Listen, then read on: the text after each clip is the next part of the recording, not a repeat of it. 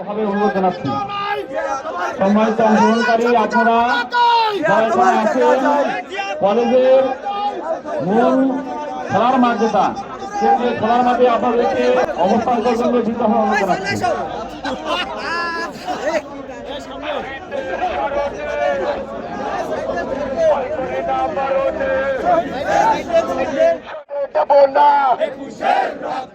একুশের রক্ত একুশের রক্ত আর